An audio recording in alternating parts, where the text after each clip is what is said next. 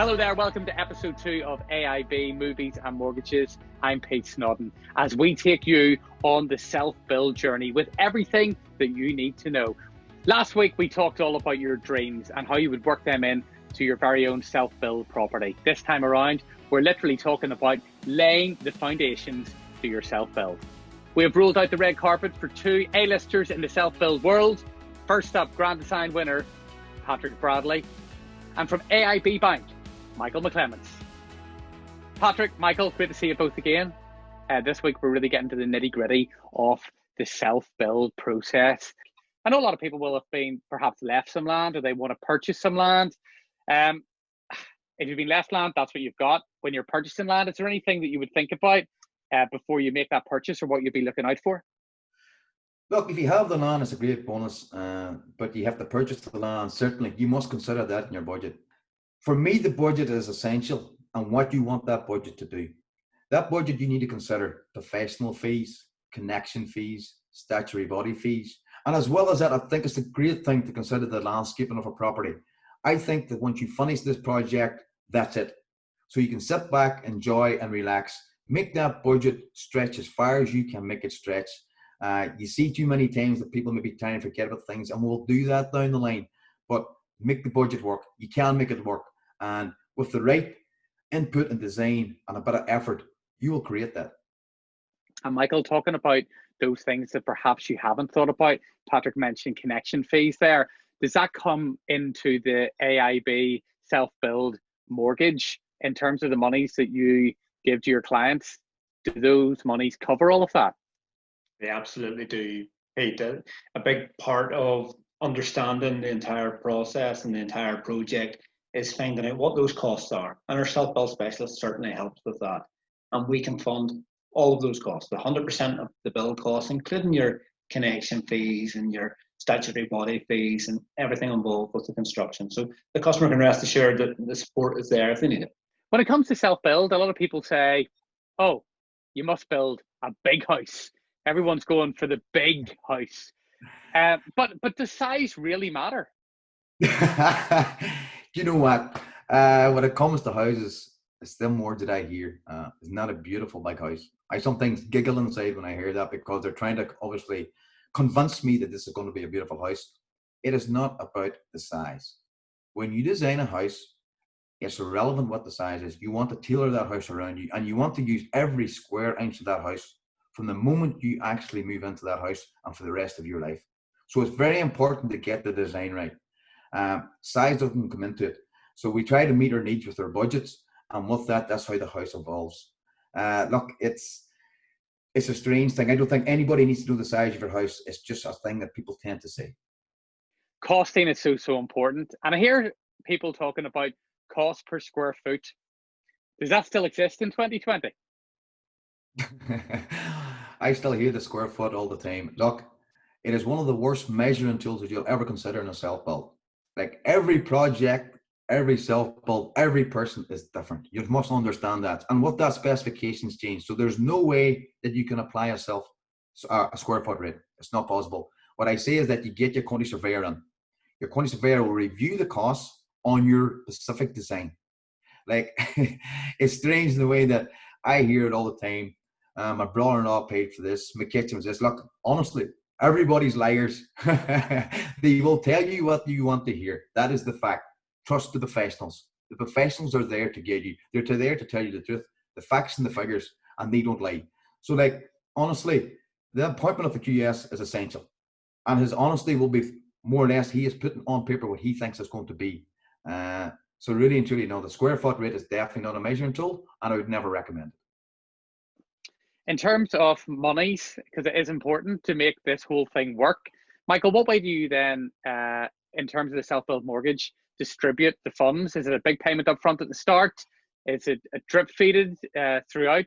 Or is it just one big payment at the end? What way does it work? No, it's provided throughout the course of the build, Pete. You don't want to be paying interest on money that you don't need. And equally, you want the money available when you need it. So at the outset, we will, with our self-build specialist, sit down and agree with you as a customer, your builder, your architect, when are you likely to need these funds? What program of works are we expecting this project to follow? And at what points are we going to need money? And then that will be different for every customer, because no two houses, no two self-build projects follow the same path. And it's about ensuring that we can make it absolutely relevant and appropriate for each individual customer. Patrick, can I just ask, what happens if your plans change somewhat halfway through? Or do you make sure everything's drilled down at the start and that's just the way it's going to be? That one stage that I keep talking about, at the stage of the initial design, that is the most important stage. Some people get carried away and think, I'm going to wait till the house is built and watch construction and see my dream come alive.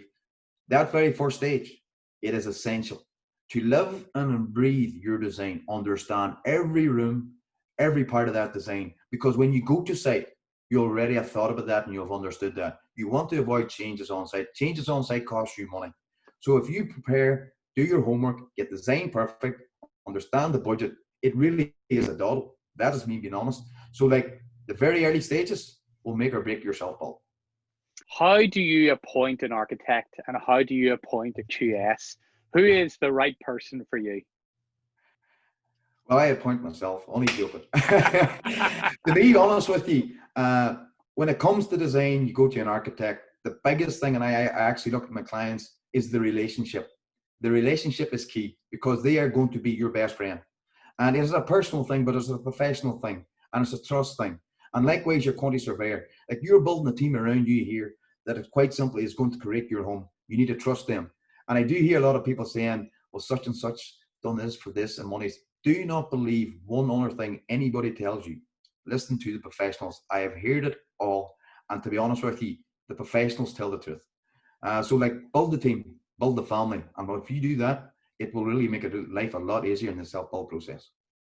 How do we get the finish right and come in under budget? Because we all have dreams of perhaps something really modern and fancy, or maybe something really traditional. It does all cost money, but how can you achieve what you want up here on a budget? Well, look, again, you want to go to your architect. You want to push your architect. Your architect is there to create your dreams and put them on paper. And with that, that's what they specialize in. That's why they're so important in this process. So like, they are going to pull everything out of you, and the right architect will do that. And they will create for you the home that actually works, because everybody is different. Now, everybody wants everything, but the realistic is, I keep telling everybody, you want to create something that works for you. And if it works for you, it shouldn't really be considered a duty to walk into a house. It'd be considered, a pleasure. And for me, if you can create that, get the right team around you, it really, really, really is a very, very, very, very simple and enjoyable process. But put the faith in the team and create that team. And AIB is very much part of that team, Michael. How do you ensure that you keep everybody, all your clients, calm and collected and stress-free throughout this process? Well, I don't think anyone can be stress-free throughout a self-build. Speaking from experience, that's certainly not the case. But in terms of on top of their budget, which is the single most relevant stress throughout it, there's two parts to it really. And Patrick will talk about the price to build it, but there's also the cost on a monthly basis. How much is actually coming out of my pocket each month to help with this, to build this house? And it's important that you avoid any unnecessary costs throughout the build. And we don't charge any advisor fees, any arrangement fees with our mortgages to help, but we also offer an interest-only period for the first 18 months. Now, speaking from experience, during the build phase, that's when all the soft furnishings catch a certain someone's eye, and it's good to have that extra disposable income from your monthly wages that you can buy your curtains and you can buy your blinds and the soft furnishings that is going to turn this house into a home. In terms of the build, Patrick, how long is it going to take? Look, every self-build is going to be different. There's obviously two types of procurement. You've got the self-build where you apply a contractor, and then you've got the self-build, which like you do in the grip. You get your own subcontractors, and that would tend to take a lot longer than a contractor. But it is a process. Everyone's different. Every project's different. But the right professionals, and invest in that. Invest in the right professionals, the right design, and they will guide you. They will guide you through that process. Time scales, they definitely do vary. But allow yourself and understand that this is not going to happen overnight. But at the same time, at the very end of it, you're going to create that home that is actually going to be perfect for you. Michael, the AIB self-build specialist does take the fear away from a self-build project. Yeah, I think the concept around the self-build specialist was to provide reassurance for the customers throughout the build. And that's not just at the outset, that will be throughout the entire process. There will be regular visits, and they will be there as a guide to help you stay on track and on budget. Can you give us an example of how the self-build specialist has really helped the project?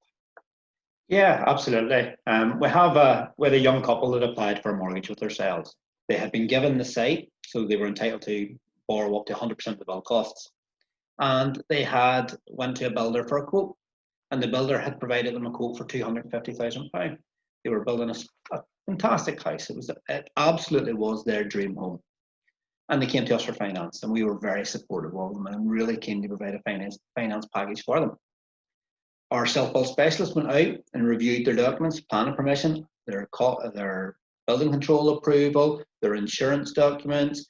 Everything was fine, as was the quote from the builder. So it was £250,000. But of that, £220,000 was the builder's fee, and £30,000 was for the PC sums, your kitchens and bathrooms, and those things that can change, and they're up to your personal taste once you come to that stage of the build. And our self-build specialist said to our customers, this is a fantastic house, it meets all our criteria, we're keen to support it, but your PC sums are not completely in line with the quality of the build. You're building a really high quality property, everything's been finished to high standard, but your PC sums are more, a budget type finish. And how do you feel about that? And the customers, their kitchen was going to be the centerpiece of their house. Their bathroom was something that they wanted to be pretty impressive. So they revised the PC sums. They had a conversation about what their house was going to be like. And as Patrick always suggests, they thought about how they were going to live in their house. What that means is that the PC sums were revised upwards. They went to £50,000 and would cover all that they wanted in their house.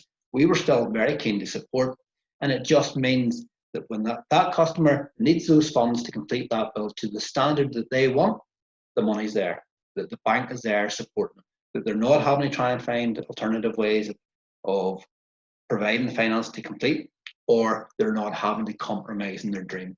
And that's very important, and that's one of the sort of key illustrations to the success of the self-build specialist.